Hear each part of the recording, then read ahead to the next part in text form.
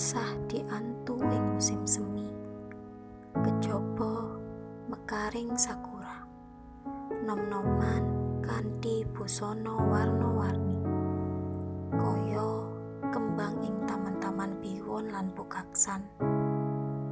Sawarsa nunggu, sawarsa tumratap ngimpi.